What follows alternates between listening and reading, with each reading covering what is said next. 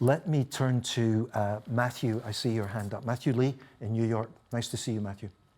Hey, sure. Thanks a lot. And I'll try to be as crisp as Lali. I'm not sure that I can do it, but I wanted to ask you about Sri Lanka. It's much in the news. There's some serious economic turmoil there. Talk of the IMF program and trying to address foreign exchange issues. What's the status between the IMF and Sri Lanka, and what do you think of the moves the Rajapaksa government has been taking? And also, I just wanted to ask about Haiti. The same, maybe even not turmoil beyond economic there. What's the status of both debt relief and of IMF programs in Haiti? Thanks a lot. Hey, thank you, Matthew. Two questions there on Sri Lanka and on Haiti. You're not the only one interested in Sri Lanka, Matthew. I'm seeing Julia Hollingsworth from CNN weigh in. Nice to see Julia join us. On Sri Lanka's economic crisis, I'm keen to get a comment from the IMF about what requests it's had and what it's planning to do to help with the economic crisis. And I'm seeing Panitha Amaresekere. Hi, Panitha. Ceylon Today is also joining us, asking pretty much the same question, Matthew, around the same question as you and Julia. Is Sri Lanka in talks with the IMF? What's the economic outlook for the country? I'll try to be brief. On Sri Lanka, we issued a fairly comprehensive statement. I don't know if you saw it, Matthew, the other day. Well, actually the other month, February the 25th, on the Article 4 consultation, our staff report we published. It's got a lot of detail. So I'll refer you and others to that, and I won't repeat all that's in there. Instead, I'll just try to tell you where we are. The Sri Lankan authorities have expressed interest in an IMF-supported financial program. The answer is yes.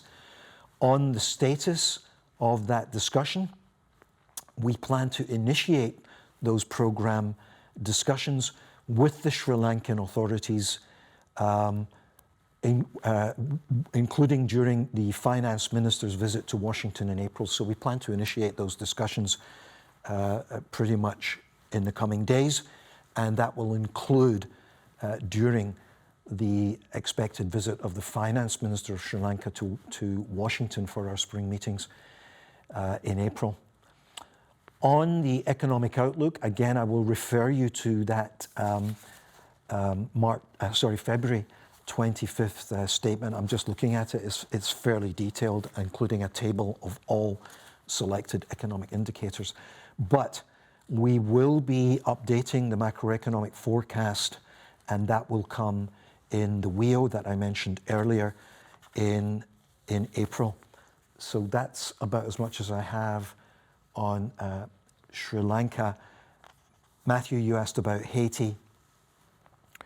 We remain engaged with Haiti. We've been the main, as you may know, Matthew, we've been the main source of external financing to Haiti, the IMF, since 2019.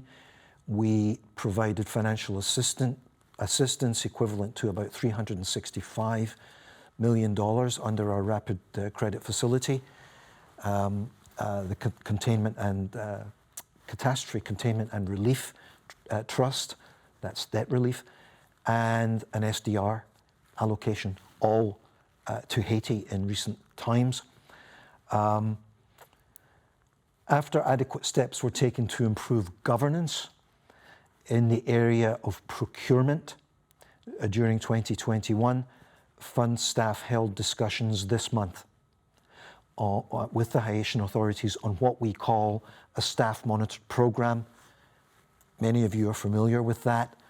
It's a program that does not come with specific financing, but it aims to help the country get on the right macroeconomic path and to mobilize revenues and address reforms needed in key sectors.